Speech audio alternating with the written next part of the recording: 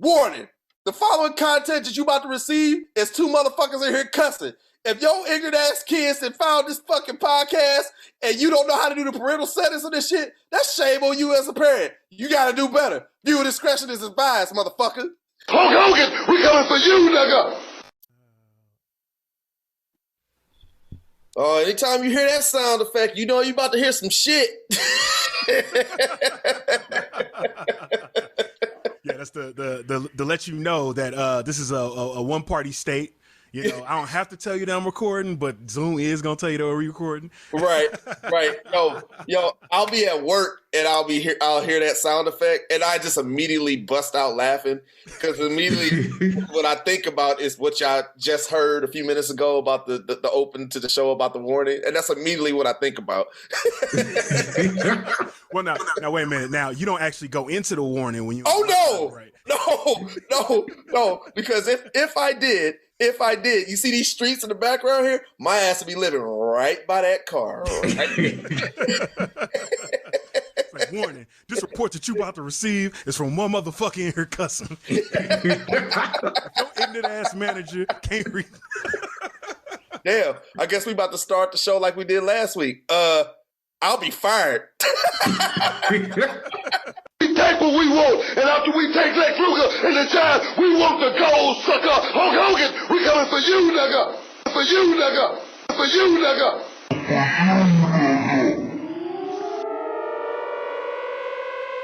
We take what we want.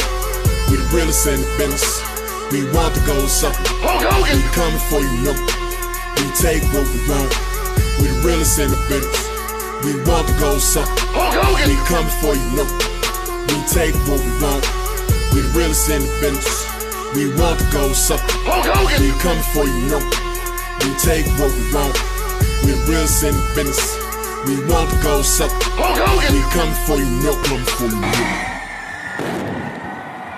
Shit.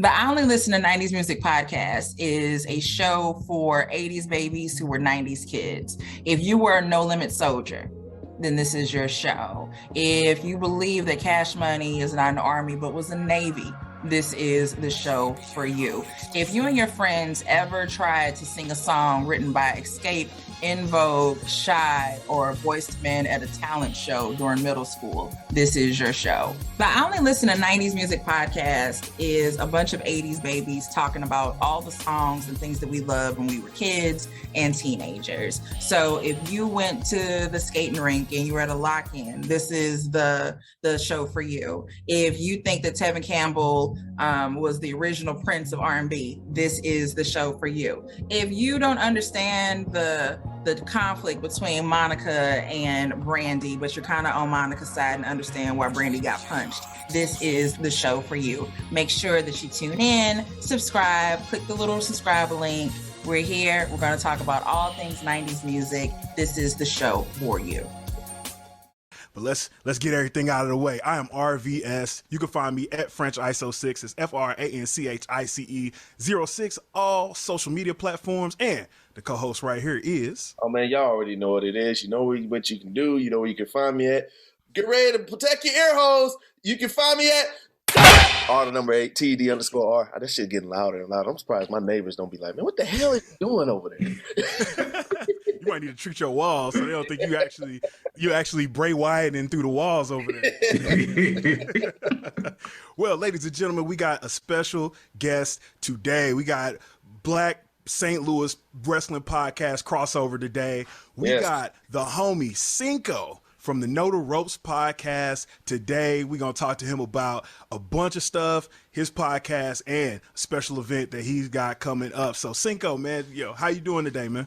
I'm doing great, actually. Thanks for inviting me on the show. I'm glad to be here. It's an honor to find we can connect with somebody else in the Midwest, and not only just the Midwest, but in our home city as well, especially of people of our color. Shout out to Black History Month, Black Power, and all that good stuff. Yeah. Yes, sir. But yeah, I'm glad to get down to business, talk about some wrestling today, though. Yes, sir. Yes, sir. So before we get into, the big event that you got going on, Cinco, man, a lot of times we talk to Black wrestling fans. We just want to know, man, how did you get into wrestling in the first place? How did you get here, bro? Ooh, for me, wrestling started back probably about like at the age of 5. My grandfather got me into it. And like I remember one day we was just chilling in the basement. I was chilling him watching TV.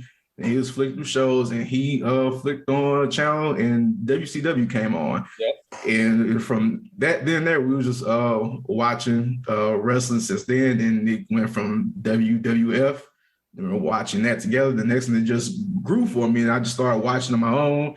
Saw all different type of promotions. Like as I got older, from WWF going from WWE, and then went to watching TNA, went turn to Impact, and following other wrestling sites when it comes to Ring of Honor, New Japan Pro Wrestling. Then like as I got grew bigger with it, over time I'm starting looking at independent promotions around the world we got going on. So like pretty much my grandfather, he got me into it, and ever since then I just fell in love with it. It's been like that since then. That's what's up, man. I always can remember the first wrestler I think I saw on TV. When I first saw wrestling, it was Tatanka. I don't know who he was wrestling. I want to see Tatanka and Bret Hart, and it was an episode of Superstar. But I know it was Tatanka. I know I'm showing my age, y'all, but yeah, it's all good though. Yeah, man. I like a lot of us got into it super young. I mean, my granddaddy was going down to wrestling at the Chase back in the day. Mm-hmm. And his, Dick the Bruiser was his dude. So he was just like, man, hey, boy, back in the day, man, I used to see Dick the Bruiser and Harley Race and Ric Flair and all it. Like he would go on and on about it for hours, man. So yeah, it's funny you mentioned. I got something about that actually. Oh, okay. We got a whole book. Oh, nice. We got a whole book on it, right? Okay, that's what's up. So wait, is that your book that you got on it, or you bought the book? I bought the book. I bought the book. It's not my book, yeah, but I bought it though, yeah. Okay. I was about to say, dang, you're an author in here too. Right. Yeah, I'm definitely gonna have to check that out, man. With the return to wrestling at the Chase, probably be back here pretty soon. NWA is doing their thing, man. So they doing their thing on the black hand side too. Shout out to the revolutionary, man. We trying to get him on the show as well. Yeah, that was a good turnout when I went to wrestling at Chase for the NWA. Empower episode 2. Yep. And also I had the chance to actually meet all the wrestlers, especially all the women wrestlers that were at the show in person. After the show, I got to hang out. I actually got to hang out with them, kick it, again, contact information. So for future plans possibly. And also, was able to help me to get some of the stuff, I got coming up in this month for my wrestling show. They were able to help me out with that as well. But meeting all those wrestlers, and not just only the women wrestlers, but just meeting other wrestlers, like for instance, like JTG, I met the Pope, Mick James. I met everybody, just from everyone pretty much. I can't name everybody. Literally everybody that was on that match card in person, I was able to see them face to face, shake hands, talk to them, and have a word with them for a second. It was just, mind blowing and starstruck at the same time. Man, that's what's up. I think me and RVS kind of agree with you. The first time that we actually had to hang out with Star. I think the first star that we hung out with was that Drew? It wasn't Drew McIntyre, was it? It was Drew McIntyre. It was Drew McIntyre, Matt Striker, Ezekiel Jackson. Yeah. Yeah. We caught cats coming from a show. I can't remember what show it was, but we was over at Maggie O'Brien's downtown, and that's when all the wrestlers used to hang out there. I don't think they really mess with it like that no more. But yeah, we had a few drinks with Drew McIntyre also. That dude can drink. All right, so Cinco, man, you talked about all the wrestlers that you've got to meet and hang out with. Who's your favorite wrestler that you chopped it up with so far? Just any of them that you chopped it up with. My favorite wrestler I chopped it up with. Dang.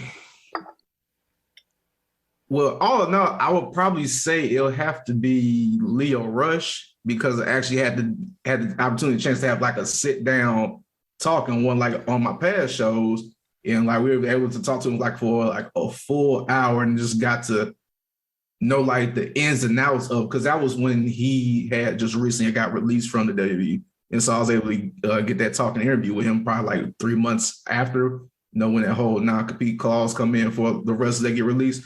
So I was able to talk to him, about the business of WWE, the music business as well, how it is for like the independent scene and just how it is just to come up within the wrestling business, just from the ground up. And also, just talking about, what it's like to be, just Black in the business, young in the business, he's throwing all types of gems towards us. So I'd probably say Leo Rush, for just like a sit down one-on-one talk. After that, I'll probably say JTG as well, because he really, gave me that reel talking about, the whole business with, W, how like all that went. We actually got to sit down, just talk, just regular combo, just for like probably like 10 or 15 minutes, like after one of his shows when he was here in St. Louis. So I was grateful for that opportunity as well. So Leo Rush and JTG for me. So I think me and RVS would have to agree. JTG is also one of the two that one of the best people that we spoke to as well too, man. JTG keeps it real. Right. He talks about the realness of the business, and he don't bullshit. Exactly. That's why I was like, that's why I appreciate that conversation. Like he kept it one the whole time. Yep. Yeah. And now the other person, and it's crazy that like we know this dude now. It's Kevin Nash. And I know if you listen to the show before, we always give great press to this dude, man. Kevin Nash is one of the probably just one of the realest people that I think I've met in my life. Yeah. I mean, we met him in New York. We went to WrestleMania, and there was a party. Shout out to David Hero and Damian Nelson from the PWRshow.com. They hosted a show called, they're doing it again this year, Shenanigans, and it's Kevin Nash. It's his party. So we met him there, and we literally met him off of a humbug talking about the Final Four. Long story short, I know we got short time here, but this just information to fans out here, and I'm probably pretty sure we're going to go into this. If you guys want to meet some of these wrestlers, just be yourself, man. Right. Be a normal person. That's real. That's real. Normal stuff. Because there are people too. We're talking about how you do the jackknife. Let me talk to Nash about real life. Nash gave me financial advice, bro. Right. Financial advice. So but Nash is definitely number one on my list. I mean, Ray, you probably have to agree, won't you? I mean, same thing. Yeah, Nash is definitely up there. And I'll say this too, man. I spoke to Shad Gaspard for a couple minutes when we met JTG. Shad was still with us, man. And I mean, I walked up to him. I knew he was cool because I walked up to him, dapped him up, and I was just like, and he looked at me like he was looking at me like, "Yo, do I know him?" And I'm like, "Oh, nah, man. I'm just big fan, man. Appreciate you." And after that, he was like, "Oh, okay, cool." And we just rapped after that. But right. It was like, it was another one of the Nash parties, and it was on a humbug again. Like we just start talking about the business and just stuff in general, man. It was real dope. So I'm Nash and Shad are my top two for sure. Ooh. So you got your merch on Cinco, man. You got repping the Know the Ropes podcast, man. Tell us a little bit about your wrestling podcast and what y'all got going on over there. All right, so Know the Ropes podcast, quick hashtag KTR, we are KTR. You can find us on all social media platforms, KTR_podcast, Twitter, Instagram, Know the Ropes podcast, Facebook, YouTube, Know the Ropes podcast, all podcast platforms, Google Podcasts, Spotify, Anchor, Apple Podcasts, Podbean. We are on everything. You can get your merch at ProWrestlingTees.com/KTR podcast. And also you can buy your tickets on KnowTheRoastPodcast.com.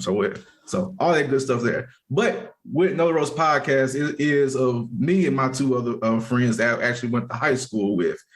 And we were always like the wrestling fans at our school pretty much. We always just, talked about it, this and that, probably just like over like Facebook statuses, Twitter postings and things like that. Or maybe when we ran into each other's school as well. And probably as years went by after high school, after college and whatnot, we were just talking about somebody's talking about wrestling again on social media. Then we all clicked again on social media, just talking about wrestling. Then we just got ourselves a group chat. got in the group chat, and then we just consistently talk about wrestling now. Then like one day just thought like, hey, one day we should just do a podcast. Pretty much that's how it came about. That's how it go. That's how it go. And with that, it was basically like 2 years in the making. We talked about it, but never did it. It just never did. Just talked about it, never did. The next thing you know, the pandemic came. It was like, you know what? This is the perfect time. Right. We got plenty of time. We in the crib, can't go nowhere. I'm like, let's get it. I bought myself a laptop, bought a mic, bought some lights, and like, hey, I'm ready now. And so that's how it all formed and started. Like I said, it's me and my two other co-hosts with Big Harv and J-Bo. Like I said, all three of us from St. Louis, high school friends and everything, just three black guys talking about wrestling pretty much. And we're going on to our second year now, which will be since we started in June. So yeah. Nice. I got to ask you the St. Louis question. Well, what high school? Lutheran North. Okay. Lutheran North. Yeah. Okay. That was kind of the same thing with right. Rated R, man. We Hazelwood Central, but we've been talking about wrestling since we were like 8. Right. That's how we met. And how we met is based off of a magazine with Kevin Nash on the cover. I bullshit you. It's crazy. We talk about this all, like every time we go out. I say, man, if I would have told you when you first met me that, hey man, and we gonna know Kevin Nash for over 7 years, and it's based off of this magazine, you probably would slap me in my face like, damn. That's real though. Wrestling times always start off weird in somehow, some way, but always come together at the end. Yep. Yes, sir. So, I mean, you fellas at the Know the Ropes podcast, man, y'all been moving and shaking, and y'all got a big show coming up here in St. Louis, man. Y'all got Black Wrestlers Matter, the St. Louis edition, coming to the North County Recreation Complex Saturday, February 19th, man. Give us a little background on how that came together and a little bit of the cards y'all got going on over there. All right, so with that, I'll first off, I'll have to say a big shout out to the actual person, the promoter of the Black Wrestlers Matter whole brand, John West. He was able to give me and the other guy I'm hosting the show with, Mike Outlaw, which is a St. Louis local wrestler. He's actually wrestling a match today right now. So that's why he's down at Glory Pro off of Broadway downtown wrestling. He's actually the Glory Pro champion, so he's defending his title tonight. Nice. He bought a crib. Right, exactly. And so John West gave us his blessing to actually host a Black Wrestlers Matter show in St. Louis. Reason being because in the past, I think this is going to be the third year going on, and it's usually held in Iowa during June, during like the Juneteenth weekend, for that instance. And with that, usually like half the match card are wrestlers from the St. Louis area. And so, me just being an avid viewer of his product and Mike Outlaw being, the active wrestler on that promotion too as well, we just, got together and thought about, why not have, a Black Wrestlers Matter show in our hometown, since, half the card is usually from our city. So it just makes it easier that way to just, hold the event here. And like I say, he said that was cool. Then we just, me and him, we went along with the idea and just running with it. Just a great opportunity just to display like the good local talent that we have within St. Louis, because St. Louis is really, in my personal opinion, basically the breeding ground of wrestling. This for sure, 100%. We are definitely like top tier in the wrestling game, with all our history pretty much, and just to show the talent that we got here. Show like what we can do, just to bring also just to bring wrestling just in that local community as well, because there's a lot of independent shows that happen around Missouri, but not necessarily like in St. Louis City. Granted, like I said, Glory Pro just brought their show over to South Broadway. Often like late downtown area, Solar area, pretty much. Then I know. Another promotion, WrestleMax, they just started doing shows in like the Arnold area, and then they did a couple shows at Red Flag downtown off Locust. And this show is more better because it's actually probably like in a good heart and soul area of like where our community is at, also where a lot of wrestlers wrestle in the North County area. And so with that, that's where we're just doing that just to display what we got going on to the public. just to put on a good show for everybody and just show what our black wrestlers can do. That's dope. That's real dope, man. I'm super excited for it. I can't wait to watch it. Now, are tickets still available for it? Or yes. Are they gone? Or what's up with that? I would say this: our VIP tickets are sold out, and the VIP consists of the front row and like a couple meet and greets with a few of those wrestlers. But like I said, we got general admission tickets still left available, and also for those that can't attend in person, we will also be presenting a live streaming service for the show, so you can watch at the crib at home. Just for those that are wearing like the COVID protocols in case they don't want to be around people. So, or you just live out of town, but you're gonna miss the event. We have the stream for you too as well. You can purchase stream online on our website. Nice. So we got the front row. You said it's all sold out, but we got adults $20, $10 for kids, and like you said, the live stream. The doors open at 5. Bell rings at 6. Man, hey. I'm gonna try to be in the house. If I can't, I'm gonna live stream it. There you go. we gonna get in there one way or another. We have a deep match card. We have, I believe, I'm trying to bring off top like 10 or 12 matches. I don't know. We've been booking matches left and right. And like I said, I'm tired. It's a lot of work behind trying to put on like a wrestling show, wrestling promotion. Like I give a lot of praise to those people that actually do this for a living. Because this is my first time doing it, and it is hard. Like it's a lot of stuff that go behind it. But yes, but like we're doing a pretty good job so far. Like I said, I'm happy and just can't wait to see the turnout for everything, and just hopefully this puts on a great show. I'm happy for the wrestlers that are involved. Big shout out to all the big names that are coming in town that are able to wrestle in our city too as well. And so I'm excited. Yes, sir. I'm excited about it as well, man. You got Tootie Lynn and Big Swole on there. Both. So we saw Tootie Lynn wrestle at AEW Dark when that was here, man. So shout out to her and NWA Empower. Y'all got my boy ACH, man. That's the homie. We met him one time too down in I think that was in San Jose. Yep. So yeah. Trying to see a bunch. Suge D, aka Pineapple Pete for people that watch Pandemic AEW, man. It's a full card. So, make sure that if y'all are in town February 19th, make sure y'all get out to Black Wrestlers Matter or pick up that live stream and check it out there, man. Please. Anything else you want to say about Black Wrestlers Matter?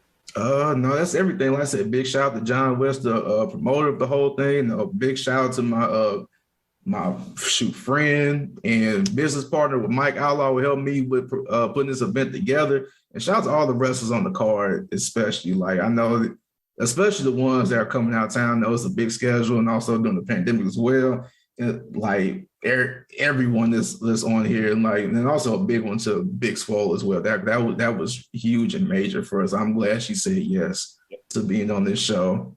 It's just that's just a huge opportunity to finally meet her in person. Like I can't wait for that. But like I said, just everybody on the card, everybody just do work, put on the best performance you can, and fight. That's what we're here for. So, yeah. And the platforms that you're going to be streaming on, what are those? We have it. It's just on one streaming service, so it is on the website. We'll send out the link. Gotcha. Like I said, you can find it on our social media or on Black Wrestling Matter social media too. Gotcha. Yeah. So y'all hear that? Put it on your calendar.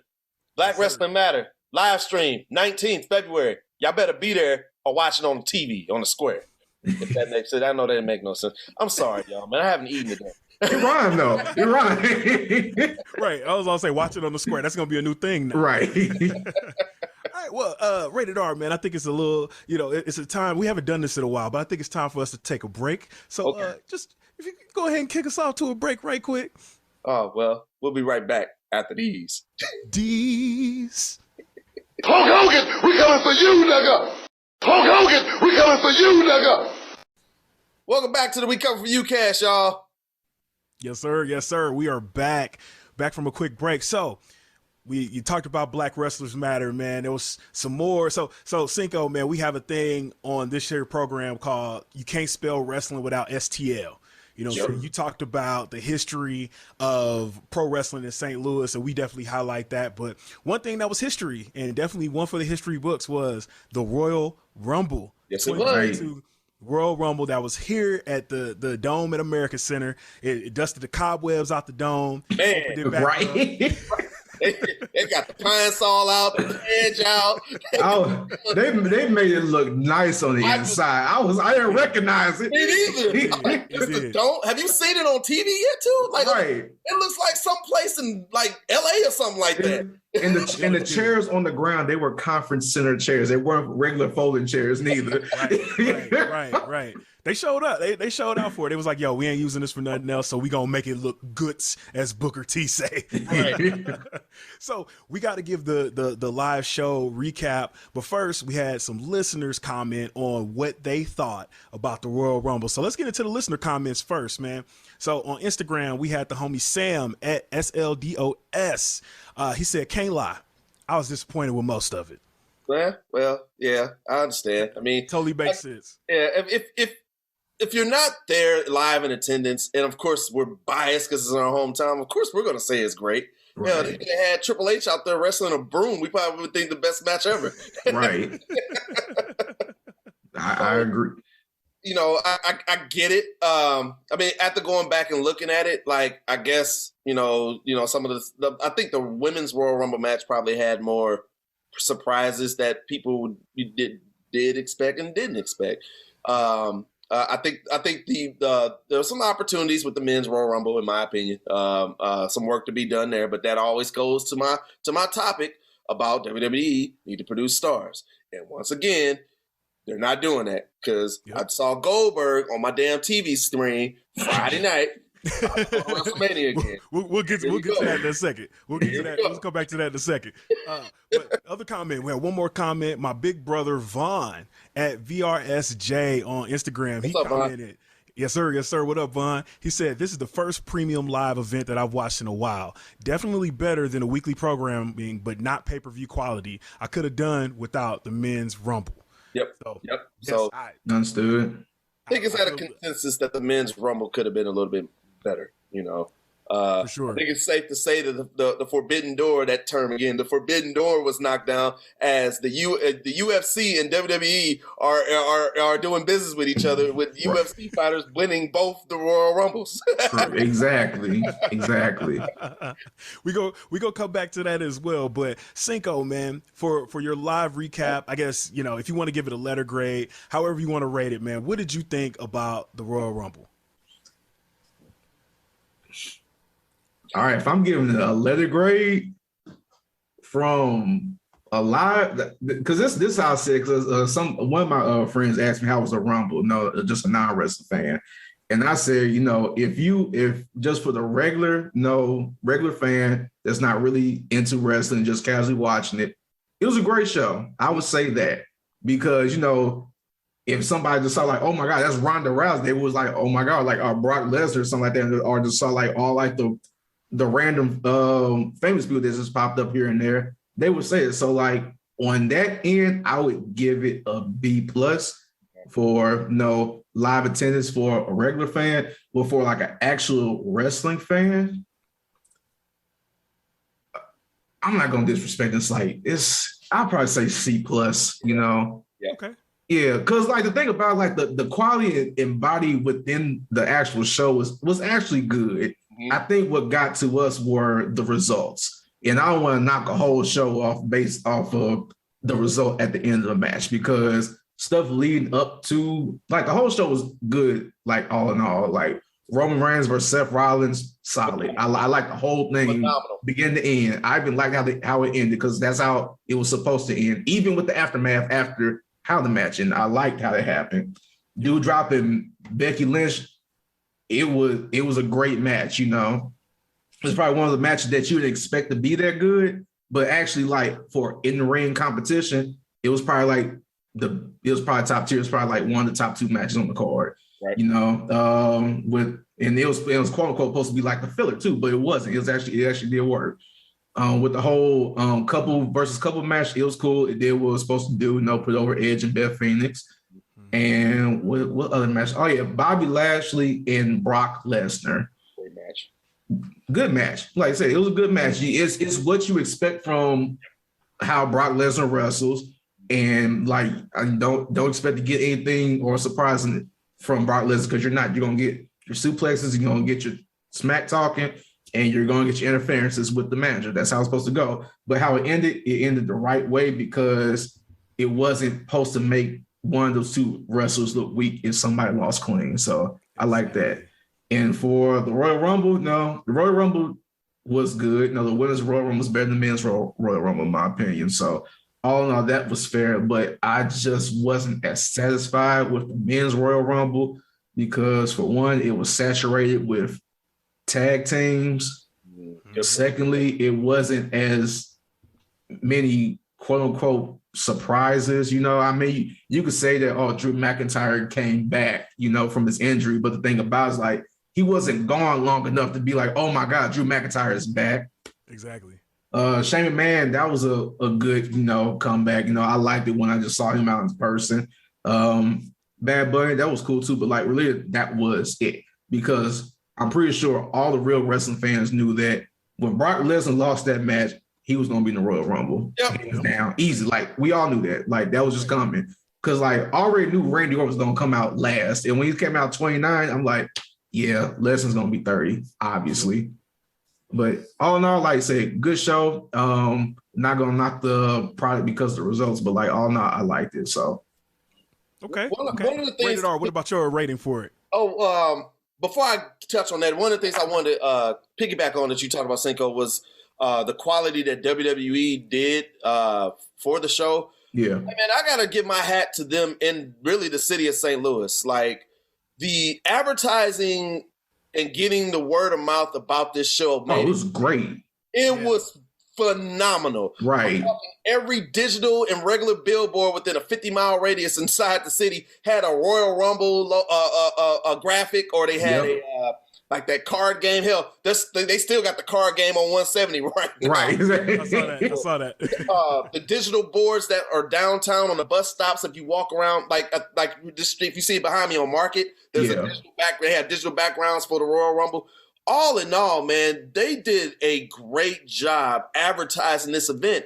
The way they made it, it felt like how Mania felt, to be honest with you. It felt like a Mania. Right. I'm getting my parents asking me if I'm going to the Royal Rumble. Exactly. What the hell? Like, what y'all watching it? They pubbed it like the shout out to the news affiliates. They're having people come on to the show and talk about it. I don't know if it was on ESPN or not, but they made it feel big time. And that's, like I said, when WWE does stuff right, they do it right. And that's why I always tell y'all that that AEW ain't being WWE. That's a whole nother topic. But as far as what they did with just pubbing the show, A+.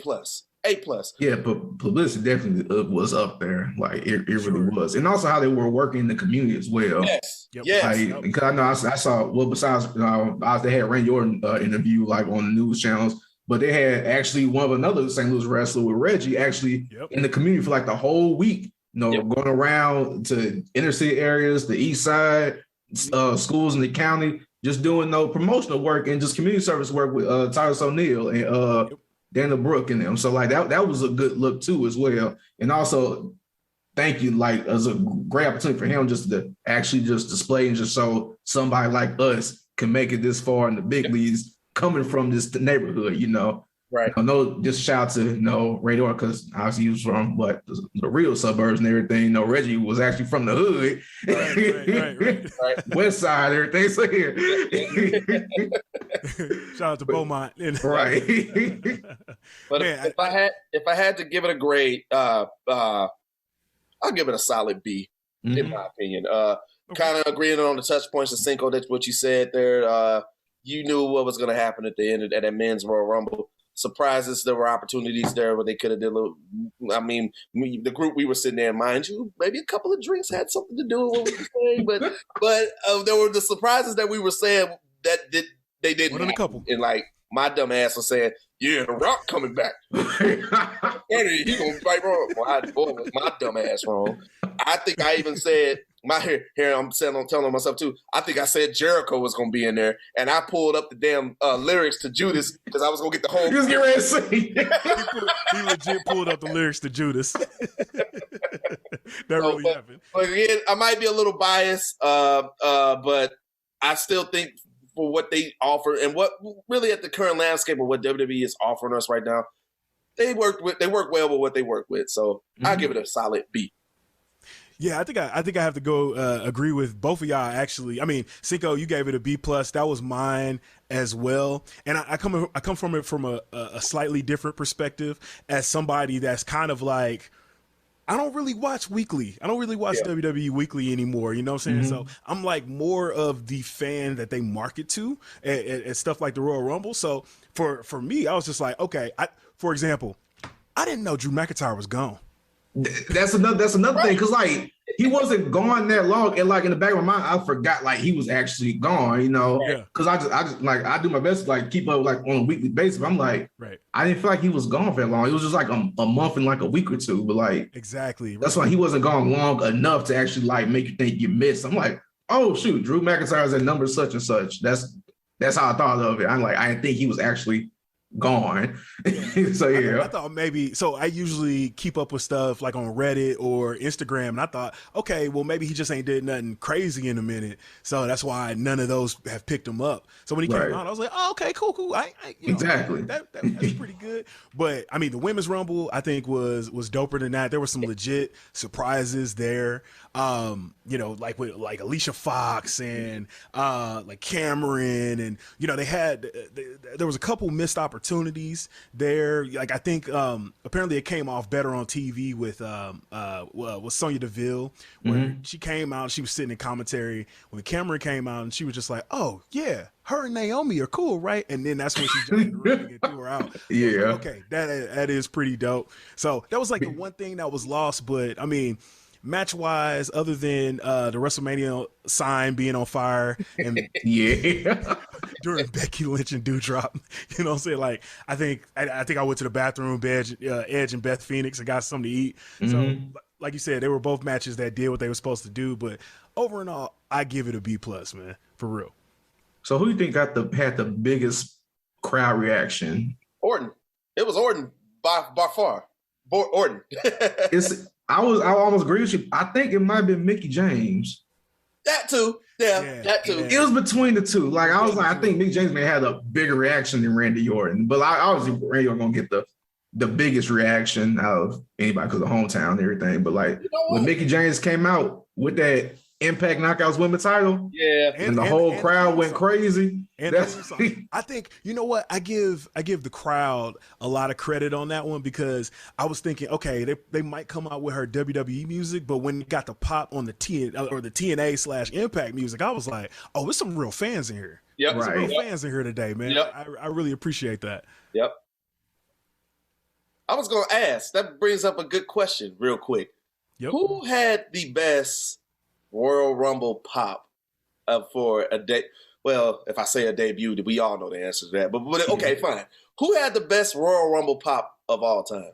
And I think we probably ought to be at a consensus. Of all time? I think we're going to be at consensus with this one. I don't think it's that hard. It's between two people for me, honestly. Yep. It's between two people. Who you got? AJ Styles and Edge. Yes, AJ Styles. I was going to say that would probably be my number one. Yeah, so I would say number 3 is when Cena came back. That was my number 3 too. That was number 3. Those top 3 would be up there. Aside from like 1990s, Flair or something like that. Here's the thing with me and AJ Styles. RVS introduced me to TNA with AJ Styles. The first TNA I ever saw was because of AJ Styles. I didn't know what he did. It was AJ Christopher Daniels and Samoa Joe. Like, that was my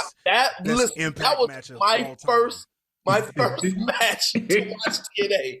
And like, you can't touch that. That's one of the best matches of all time, in my opinion. But just the way they did that whole setup, because that's when I was actually paying attention to New Japan when AJ was in the Bullet Club, and then I know when he didn't get released, he quit, he left. Yeah. And then all the subliminal tweets was coming out. I think John Cena posted AJ Styles' face on Instagram just on a humbug. And I'm like, okay, I know AJ Styles isn't ready to show up in the Royal Rumble. And I mean, to me, that was kind of when that forbidden door type of things kind of started with me. But seeing AJ Styles walk out there being number 3 in the Royal Rumble, like, okay, let's kick this off right against Roman. Right. They started that off early. So that was perfect. Yep. It was a perfect time. Yes. I was gonna say credit to Vince, like, for not even really knowing who AJ was. Like, shout out to Chris Jericho too for like actually, getting AJ over. Like, apparently the Styles clash, like he ain't want nobody to do it. So Jericho was just like, oh man, we gonna do this move. He called it something else before AJ gave it to him. Right. Because he had heard the Styles clash was hurting people. So shout out to them, man.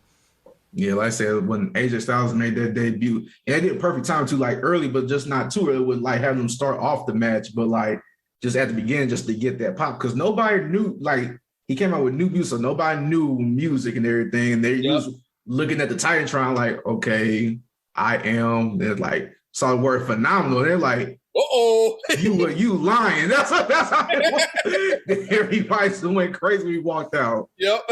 So that had to be, that probably is number 1. I'm not gonna lie. Yeah. Yeah, for sure. So we were just talking about, the orders of people coming out, and a lot of talk. There's been a lot of talk recently. So we know that usually there's a few people that produce the Royal Rumble. Triple H is one of them. Mm-hmm. Apparently he was absent. Yeah. I think Tyson Kidd is another one, or Tyson Kidd might have did the Women's Rumble. I think Tyson Kidd was out. Yeah, he might have been out too. So that might have been why there was some inconsistencies. But the one I want to talk about though, Shane McMahon. Shane McMahon is usually one of the producers of the Royal Rumble. Now, it showed. Right. It showed. Apparently, Shane McMahon was there unchecked. We heard, a week later that Shane McMahon basically got fired. And opening, grand closing. Right. There's a lot going on with Shane McMahon. So I just want to read off a couple of these, man. So apparently what happened, one of the things that happened was Orton was supposed to come out before he did, right? Okay. So apparently what happened was the Royal Rumble numbers got mixed up. Somebody started playing Shane McMahon music when Orton was supposed to come out. And Orton told Shane, hey man, I ain't coming out to Here Come the Money, so you better get out there. Right. Because he's like, this is my city. I ain't you finna mess my spotlight up. So yeah. So there's that. There's so allegedly. And we say this so we don't get sued. Allegedly, people. Somebody was talking about how much Shane McMahon was sweating during the Royal Rumble. Allegedly, he had a little bit of Trinidad James action going on out there. Shit. A little bit of Trinidad James that popped the molly. I'm sweating.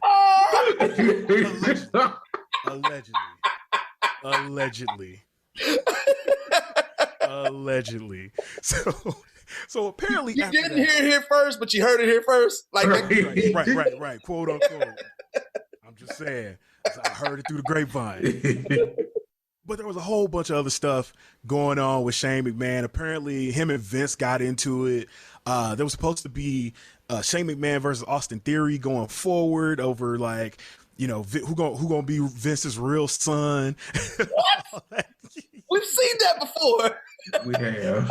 We was going, and maybe that's what Shane was going about it. But God, now we have this void, right? And I kind of want to tie this together with Tony Khan. Now I said on the last show, Tony Khan needs to shut his ass up sometimes. Yep. But he just tweeted a couple days ago. There's a big announcement for Wednesday's Dynamite. Reference on AEW Rampage, and there's a person walking through the forbidden door. They're walking through the door, signing the contract, and slamming the door shut Wednesday on Dynamite.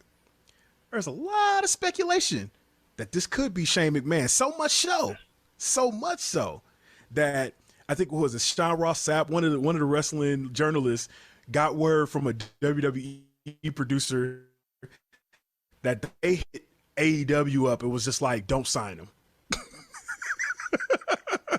Whoa. What y'all think? I just want to get y'all Cinco. I'll start with you. What y'all think about this whole Shane McMahon at the Rumble, in wrestling, that whole situation, man? What you got? I'm gonna say this because it showed that Shane McMahon produced this Rumble, and the reason being, think about this. Who was the final 4 wrestlers in the Royal Rumble in the men's match? It was Brock, Orton. Was it Shane? Was he one?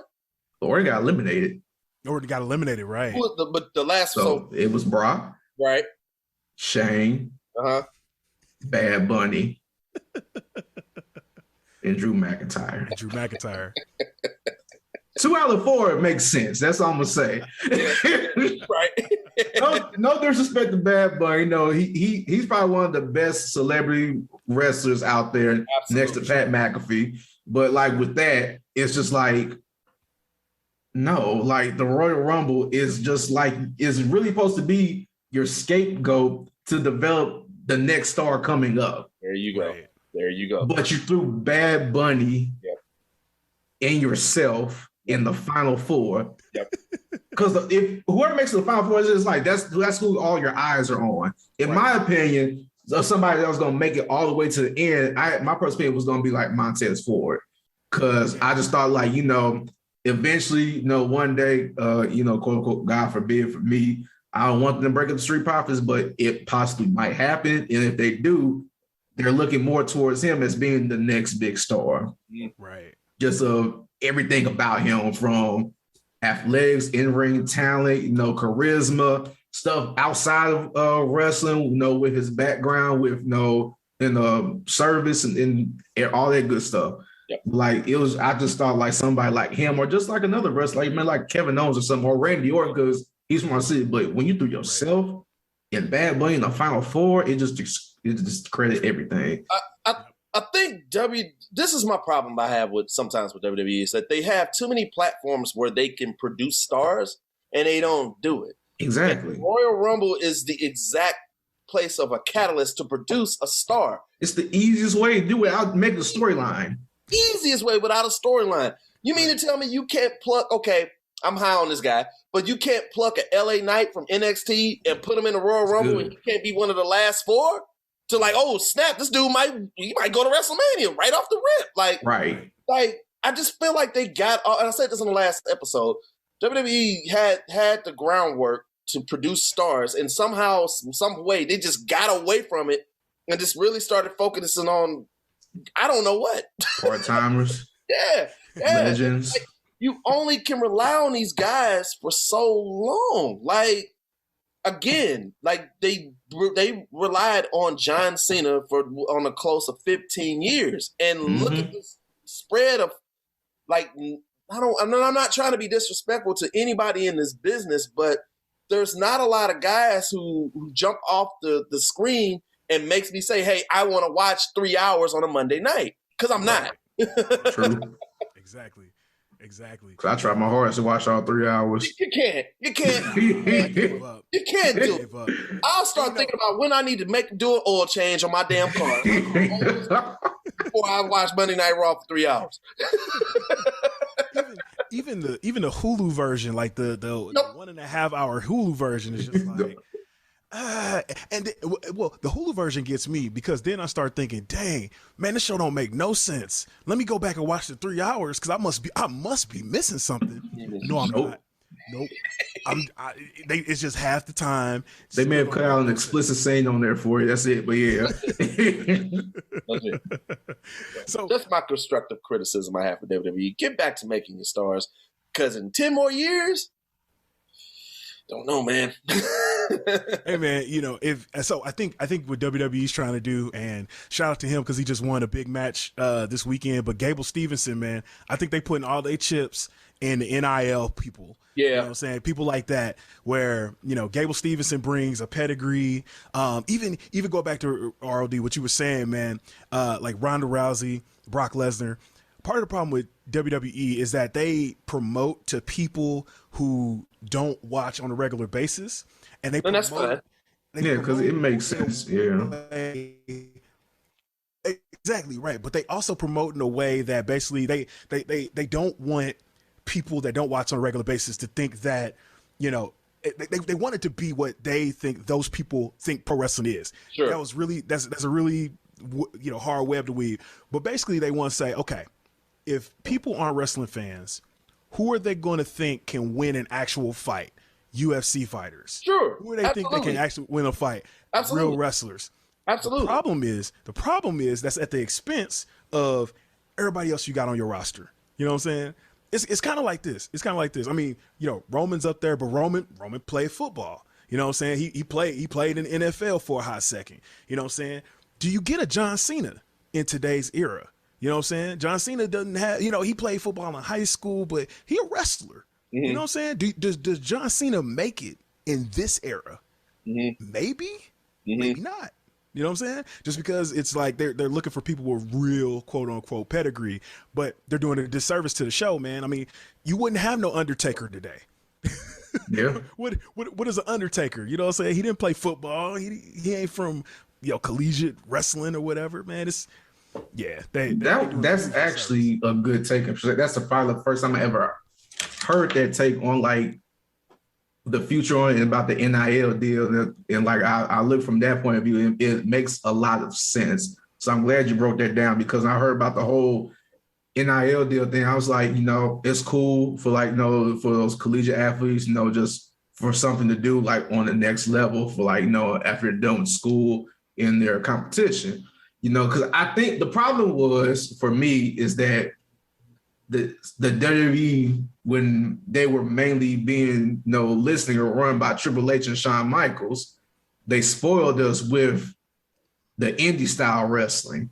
Yep. With like the regular NXT type of wrestling, bringing that style into the WWE, and like we got spoiled with that type of wrestling because us real wrestling fans, that's what we wanted to see, and that's what we like to see. And now we're seeing them fade away from that now with what's going on in today's wrestling world, and also with NXT 2.0. It's like, okay, now we're starting to just like, because they're not catering to what we want to see pretty much. So I get it completely now. Yeah, for sure. So going on from that, man, let's hop into some Black History Month news, man. We it's February, it's Black History Month. Let's talk about AEW and Black History Month real quick. So, and this is coming from the AEW. I'm gonna say what Black History. Listen, this is coming from the AEW shill on the show. If you've noticed my tone change, this next story is part of why. So AEW comes out and says, hey, they put out a press release and they were just like, yo, we are here celebrating Black History Month. You know how we gonna do it? We're not gonna listen to people's criticism and talk about, apologize to Big Swole. Shout out to Big Swole for Black Wrestlers Matter. We're not gonna apologize to Big Swole for saying that she couldn't wrestle, for voicing her opinion, which is a microaggression in and of itself. Right. No. You know what we're gonna do for Black History Month? What we gonna do? We're gonna put out a rap mixtape. The most stereotypical thing they can possibly do, y'all. AEW announced the Who We Are, a Celebration of Excellence, Volume 1. AKA WWE Aggression Volume 2. Nice. Also, shout out to WWE Aggression. They just put it on Spotify. I feel like WWE did that on purpose. But AEW says in this press conference, and I quote, to commemorate the beginning of Black History Month, AEW revealed the upcoming release of Who We Are, a Celebration of Excellence, Volume 1, a compilation album that will bring to life the stories of more than 20 Black AEW wrestlers through the music of established hip-hop and R&B artists. It will also feature an introduction from the legendary funk musician Bootsy Collins, with proceeds from the CD sales benefiting the Bootsy Collins Foundation. Now, I have thoughts. However, I want to get y'all thoughts first. Cinco, man, what you got on AEW? You said what Black History? What you got on AEW for Black History Month dropping a hip-hop mixtape? Most stereotypical thing you could think of, a mixtape. A mixtape. You could say album or anything. You did mixtape. Like this is the thing. The dude at the corner of Quick Trip, he has CDs in his backpack. This is that type of mixtape. Right. To be fair, they call it the compilation album, but it's a mixtape. I know a mixtape when I see one. Yeah, we all do. Whole mixtape. I'm just like, they're really trying their hardest after that whole situation they have with Big Swole and also with the non-displaying of Black wrestlers on their product. So I think they think this is their scapegoat for it, but I'm not buying it. Rated R, what you got, man? I echo that. A damn mixtape is not gonna be. We know what, like, you putting a Band-Aid on a damn thing, you need to put stitches on. You know damn well what the hell we want, man. We want more people, more Blacks on TV. Now, granted, yeah, they gave what's my girl name that just won? Jade Cargill. Okay, they gave her the TBS championship. That's a good start. But some of these main storylines, y'all got some cats there that y'all need to elevate and put them in that role, because the New York, yeah. Have y'all watched the Royal Rumble? Yeah. Second time a Black man won the Royal Rumble was it won a WWE championship in St. Louis. The first one was The Rock. So AEW, what y'all gonna do, dog? Y'all still ain't got no Black AEW champion yet. I'm waiting. When you gonna do it? Hello. All right. So again, as AEW shill on this show, it's time for another one of these RVS rants. So it's like it's like I'm torn from a couple perspectives, right? Sure. Because as a hip hop artist / producer, would I be on an AEW mixtape? Yes, I would. Hell yeah, I would. But dropping a fucking mixtape. Black History Month. Through a Black History. Tony Khan, bruh, listen to me. Listen, dog. I said this last time. I know you're listening. Yo, stop. Don't do this shit no more. Don't put out the look. Okay, you put out the mixtape you want to. Shout out to all the artists on there. You know, so it's some cats on there that I've been following, underground cats. Shout out to y'all opportunity. But Tony, nigga.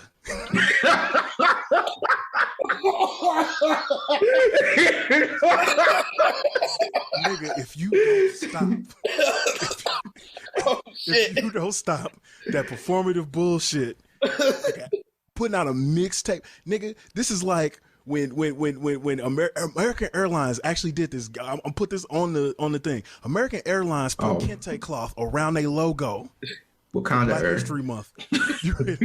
They say we soul playing for the month of February. Oh, please. For the love of God. It's still up there. It's still up there. It's still there. This is like when the politicians took a knee and put on kente cloth shows. I remember they was graduating.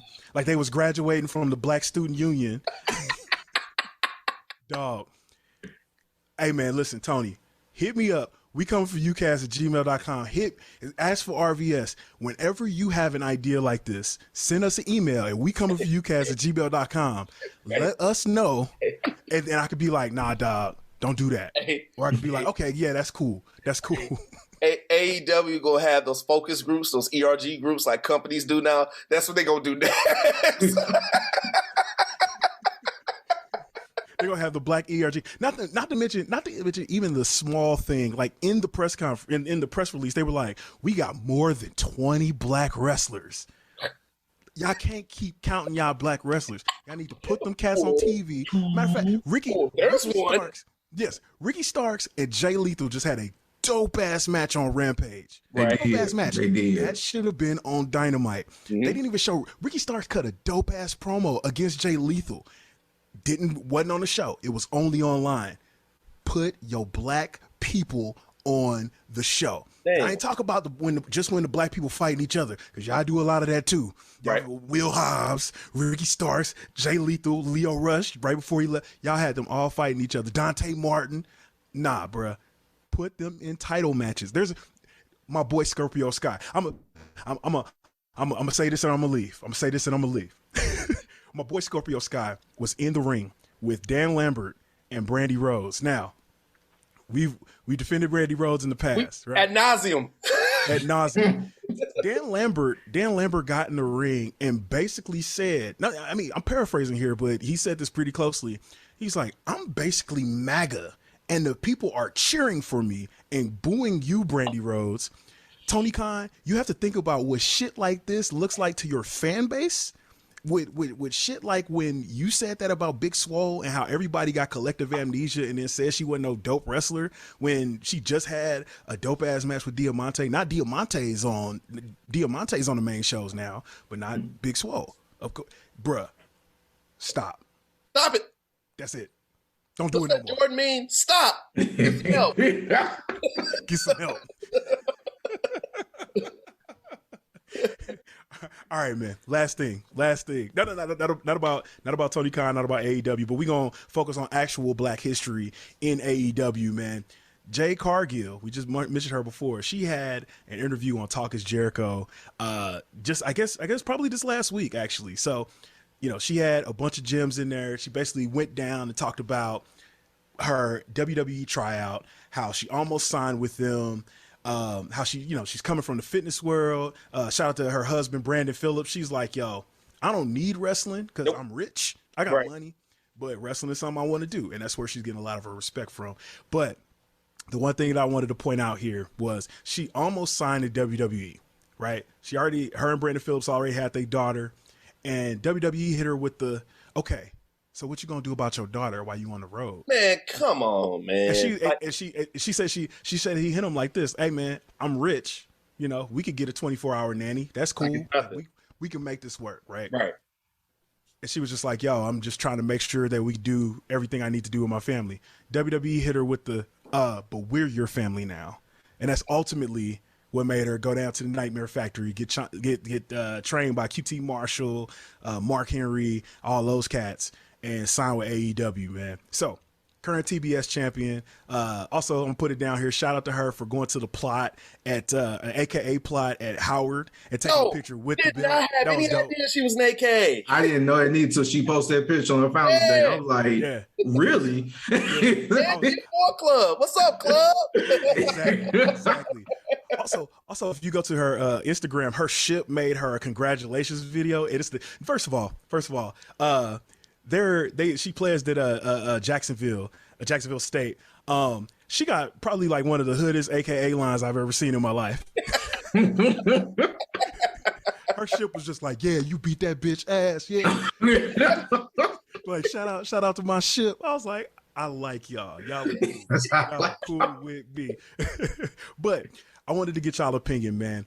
Jade Cargill and what she's doing. We ain't even got to talk about WWE saying they're not family, but what does Jade Cargill in AEW or just in general in wrestling mean for Black people, Black women, and Black history? Cinco, I'm going to start with you. With that, really personally, it's like she's really breaking down barriers, and not just because of the fact, she has her undefeated streak with AEW, but also with that, basically how she started off with AEW.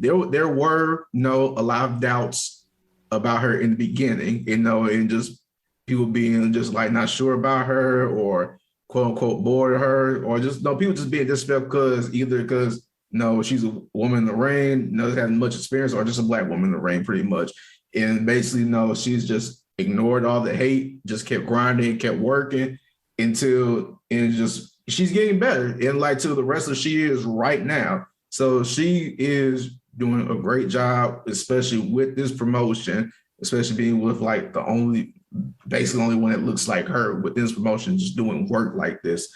So it's just good, big hats off to her and everything. But now I'm really waiting for her to get that AEW Women's Championship. I think that's really the next step. The TBS Championship is good and everything. There's no shade to it, but I feel like that mainstay title is what Britt Baker got, and she needs that title, and that'll just complete that whole thing really with the AEW line. For sure, man. Radar, what you got, man? Yeah, echoing back what you just said there, Cinco, man. Again, continue to go down that trail of breaking barriers, man. Keep pushing yourself. I like the fact that she's putting herself out there as being one of the reasons to watch AEW. I like the fact that the way she debuted was with Shaq. So you're trying to bring in people who don't necessarily watch WWE or just watch pro wrestling all the time.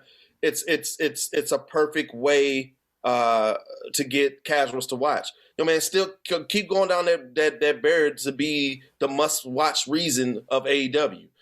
Try to be better than Hangman Page. Make yourself a household name. Make yourself show WWE's like, okay, so now when WWE comes back to offer you that BS that they was just talking about, now they're gonna have to pay your ass, and you can get on those terms. So keep doing what you're doing, man. Like you're an embodiment of what we like seeing with blacks doing in not just in WWE or pro wrestling, but just in culture in general. You breaking down barriers and you doing what you want to do the way you want to do it. Keep doing it, and you're doing it at the highest level. Keep doing what you're doing. You keep getting better, and the sky's going to be the limit. Period. For sure. Yeah, I echo all of that, man. And I think also sooner rather than later, we gonna get Bianca Belair versus Jade Cargill match. Money. One way or another, it's gonna happen. Money. It's gonna happen one way or another. I don't know about no forbidden door or somebody gonna sign somewhere else or come over here. It's gonna happen. And if it don't happen, somebody fumbling a bag. Big time. That's all I'm gonna say about that. Now, rated R. Uh-oh. It's about that time. It's about that time. Cinco, welcome to the show, man. Welcome to our show, man. I don't know if you know it, but the show is just about to start right now. Right now. With these here awards that we give away on this here program. Rated R, man. Tell the people in Cinco about the awards. Cinco or anybody else who, hopefully you haven't been living under a rock. Cinco, I know you haven't, but I'm talking to the people out there, especially the people in the back there by the arch. If you haven't been living under a rock, we give out 3 illustrious awards on this here podcast. The first one, Cinco, that we had was called the You Fucked Up, You Know Your Ass is Doom Award. That's name of the award. It was called the You Fucked Up. Oh, okay. You Know Your Ass is Doom Award. How did you get said award? It's really quite simple. Hell, I've even gotten this award before myself. I gave it to myself. If you're in the realm of professional wrestling and you do some dumb shit, we are the motherfuckers that tell you about yourself and say you shouldn't have done that. So, mind you, now the awards change around here. In the middle of a pandemic, we decided to change this illustrious award, if you will. You know a man by the name of John Jones?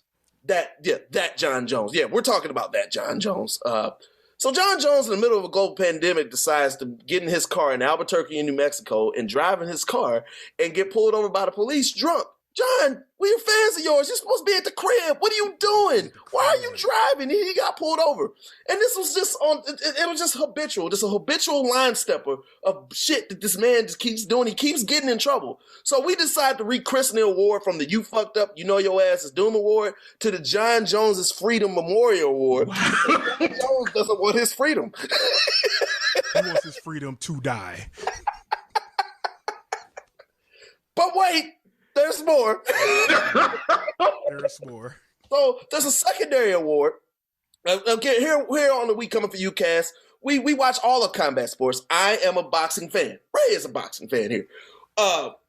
There's a boxer by the name of Adrian Broner. Yeah, that Adrian Broner. You know him, Broner. So one day, Adrian Broner decides to go in a press conference when he fights Manny Pacquiao. And he says, and I quote, "Y'all motherfuckers think I'm crazy if you think I'm going to lose to Manny Pacquiao, man. I'm about to beat his motherfucking ass on God and them. And I don't know who them is." That's what he said. Not my words. Well, if you recall, Manny Pacquiao commenced to he beat his ass that night. Right, I remember. Yeah, he beat it. So if you're in the realm of professional wrestling and you say you're going to do something, but you don't do it, you get the On God and them award.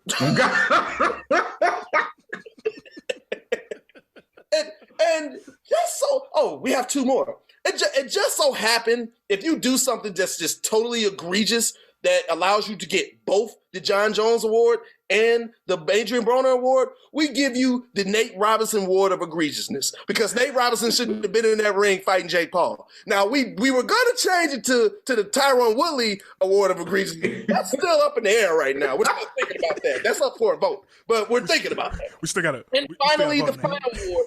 The final award, if you're in the realm of professional wrestling and something just so happens to you where you're just like, man, fuck this shit, I'm out. I ain't got time for this shit no more. Well, as you all know, you get the Antonio Brown, fuck this shit, I'm out award. So RVS, who do we have in the docket this week for all the awards? So we actually got, well, I guess you might get the Antonio Brown too. We got one person that got all of them. Wow. We got one person that got all of them. And I would probably say maybe not the Antonio Brown because he involuntarily was out. But the person that qualifies. Yeah, that qualifies. Okay. The person I'm talking about is the Brian Kendrick. What the fuck? Wow, yeah. What did Brian Kendrick do? I heard about it. What did Brian Kendrick do, man? What did he do? So the reason why he gets the Goddamn Award, because what he was supposed to do on this past Wednesday was fight John Moxley on AEW Dynamite. Oh, right? He didn't do it. He didn't do it. Why not? You know why he didn't do it? Why he didn't do it? Because old videos resurfaced of Brian Kendrick spewing numerous offensive and hurtful conspiracy theories, ranging from believing an hype group was behind the September 11th attack, that the shooting was fake, meant to start a civil war, and that I almost don't want to say this because I don't want these people to come for me, but that the is way more overblown than it was. No, I'm out. That's it. I don't want nothing else. I don't want nothing else. Last but not least, he said that Michael Jackson faked his own death. This time, hey, you know what, man? What? Brian, what are you smoking? What are you thinking? Smoking, what?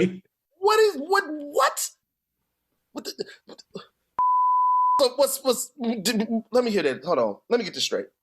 He said that wasn't real? He said it wasn't real. So what the hell did it happen on Xbox? What are we talking about? He said it happened on Grand Theft Auto 6. Yeah, the Brian Kendrick, you get all the awards, sir, for saying the most awards. All of that shit. Yeah.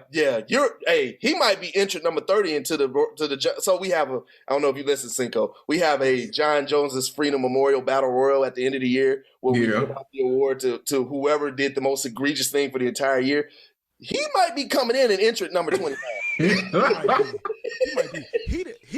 He set the bar pretty high for the year 2022. And it's only February. We have a long way to go. Right. It's only February. Hey, man. The Brian Kendrick, we gonna send that. We gonna package the award, all the awards. So all of them. Get a huge box. Yep. We gonna we gonna make you pay for the shipping. Yeah. You need to pay for the shipping. We gonna bubble wrap it, all that up. Send that to you FedEx. It wasn't real, really. So they was kayfabe and. Man, where can they find you? You at? I ain't got that time for this shit. Ladies and gentlemen, we just made Rated R leave the show. But Cinco, man, tell the folks where they can find you at, man. Well, I said, thank y'all again for bringing me to the show. And thanks for being on the show today. Man. Thank you for sticking around for our ridiculousness. No problem, man. No problem. Like I said, you can find us on all social media platforms, KTR_podcast, Twitter, Instagram, Another Rose Podcast, Facebook, YouTube, Another Rose Podcast on all podcast platforms, Google Podcasts, Spotify, Anchor, Apple Podcasts, Podbean, all that. We're on everything. Thank you. Yes, sir. Yes, sir. Thank you for being on. Ladies and gentlemen, I am RVS. You can find me at French ISO 6. It's FRANCHICE06. And last but not least, y'all know where y'all can find me at. It's at R8TED_R on all social media platforms, except TikTok. I don't do this shit. TikTok weird, man. It is. I ain't got that neither, so that's why I said all social media platforms except TikTok. There you go. I got we on TikTok, but it's weird. It's nah. I ain't try. Yeah, But one more plug. February 9th? You said February 19th? Yeah, February 19th. Black Wrestling Matters. Get your tickets. Please, everybody, get your tickets. Come on out. It's going to be a great show. Also, make sure if you can't make it there, watch it on your square on the website. What's the website, Cinco? Watch it on the square. Like I said, you can find, I know. Hey, man, I know. I told you. That was a good segue to it. Right. Like I said, you can find our website on NoRosePodcast.com. You can find it on Black Wrestlers Matter, STL.com as well. And like I said, it's all there. You just go to our social media, just find our link in our description, and just click it. It's right there. Yes, sir. Yes, sir. My puns are terrible, bro. They get worse the more I drink. Hey, but make sure that you follow us at WCFY Cast on all social media, including TikTok. Make sure that you go over to the We Coming For You Wrestling Cast fans on Facebook. Email us, WeCominForYouCast@gmail.com. Make sure that you like and subscribe to this channel. So this channel is the brand new dedicated We Coming For You Cast at RVS channel. Make sure you subscribe. At RVS, tell them what the website is. Yes, sir. And the website that we got here in this program is ProWrestlingBlack.org. Yeah, we literally, there's like an episode where we got drunk and I registered ProWrestlingBlack.org as our domain. That's like one of the first like 5 episodes. We're a wild one, man. That's what we do. That's what we do.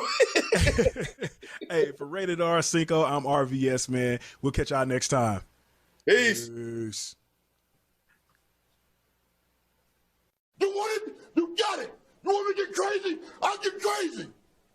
Sitting there apologizing. For what? Because I gotta fight 3 guys? 3 guys trying to kill me? I'm a gang member, baby. Remember that.